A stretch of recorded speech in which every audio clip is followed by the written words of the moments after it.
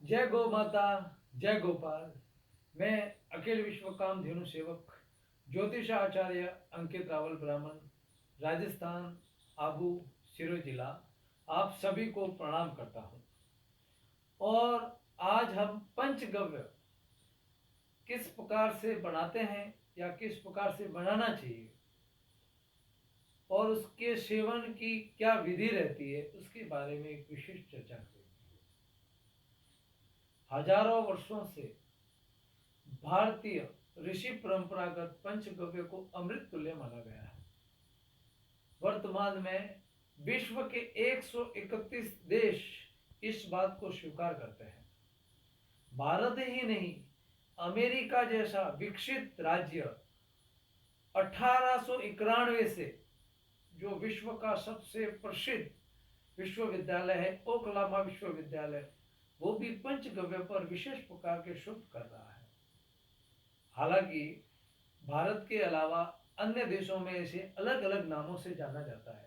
जैसे कि अमेरिका इसे मैजिक लिक्विड के नाम से जाना जाता है। मैजिक लिक्विड बोलो तो जादू ही दवाई। पंचगव्य क्या है और इसे किस प्रकार से बनाया जाता है? भारतीय देसी गौ माता के गोरस बोलो तो गाय के गोबर का रस, गोमूत्र, गोघृत और दही और दूध से निर्मित होने वाली क्रिया को पंचगव्य कहा गया है। इसको बनाने के लिए विभिन्न कलर की गायों का विशेष महत्व है। जैसे कि हमें दूध सफेद गाय का लेना है, गोमूत्र लाल गाय का लेना है और गोमय रस काली गाय का लेना है। घृत और दही हम किसी भी अन्य गाय का ले सकते हैं और इस घृतम को बना सकते हैं। ऐसी कोई बीमारी नहीं है। वर्तमान में 3 लाख से अधिक बीमारियां मानव शरीर में पाई जाती है। ऐसी कोई बीमारी नहीं है जो पंचगव्य से सही नहीं हो सकती। जो मनुष्य नियमित रूप से पंचगव्य का सेवन करता है वो हर रोग से मुक्त हो सकता है। ऐसी कोई बीमारी ही नहीं बनी या आने वाले में समय में ऐसा कोई भी बीमारी होगी जो पंचगव्य से सही नहीं हो सकती। हर बीमारी इससे सही हो सकती है। हाँ, पंचगव्य बनाने की तरीका सही होना चाहिए। भारतीय ऋषि परंपरागत अलग अलग नक्षत्रों में अलग अलग रोगों के लिए, अलग अलग बीमारियों के लिए अलग अलग पंचगव्य घृतम बनाने का अलग अलग तरीका बताया गया है।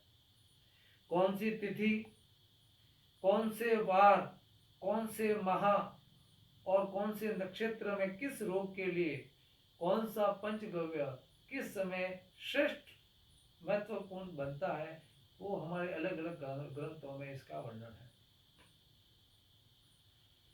पंचगव्य बनाने की विधि, हमें 100 ग्राम अगर गोमय रस लिया है तो हमें उसका डबल यानी 200 ग्राम हमें उसमें गोमूत्र मिलाना है।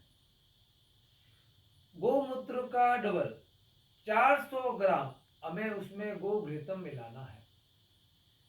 उसका डबल 800 ग्राम हमें उसमें गाय का दही मिलाना है। और उसका डबल बोलो तो 1 किलो 600 ग्राम हमें दूध मिलाना है। और धीमी आंच, मिट्टी का पात्र या चांदी का पात्र होना चाहिए और धीमी आंच पर हमें उसको अलग अलग तरीक़े से डालकर उसको सेकना है धीरे धीरे। सबसे पहले हम गोघृतम को गर्म करें, फिर उसमें हम दूध मिक्स कर दें, फिर हिलावें, दूध को जला दें, फिर उसमें हम गोमय और गोमूत्र का मिश्रण करें, फिर उसको हिलाएं, इसको भी जला दें, फिर हम उसमें दही डालें। तो इस प्रकार से जो पद्धति जो मनुष्य को उचित लगती है उस प्रकार से कई विद्वान लोग अलग अलग कार्य करते हैं। सबसे महत्वपूर्ण, मैंने कई लोगों के लेक्चर सुने हैं पर कई लोग पंचगव्य के सेवन करने का तरीका लोगों को नहीं बताते। महत्वपूर्ण विषय यह है कि कौन से रोगी को किस समय और कैसे लेना चाहिए और स्वस्थ व्यक्ति को कैसे लेना चाहिए। हर रोगी के अलग अलग तरीके हैं, अलग अलग लेने की क्रिया हैं और अलग अलग लेने का मापदंड है। पर स्वस्थ व्यक्ति को ब्रह्म मुहूर्त में प्रातः अपनी सारी क्रियाओं से निपटारा कर कर 2 चम्मच पंचगव्य घृतम का सेवन अवश्य करना चाहिए। तो उस मनुष्य की काया स्वर्ण के जैसे चमकने लगेगी। सोना जिस प्रकार से चमकता है, कहते हैं पुराने लोग के कंचन जैसी इसकी काया है। कंचन का तात्पर्य सोना है। जिस प्रकार से सोना चमकता है उसी प्रकार आपका शरीर चमकने लगेगा। तो ये पंचगव्य का महत्व है, ये पंचगव्य बनाने का तरीका है और ये पंचगव्य बनाने की विधि मैंने आप लोगों से शेयर की है। जय गौ माता, जय गोपाल।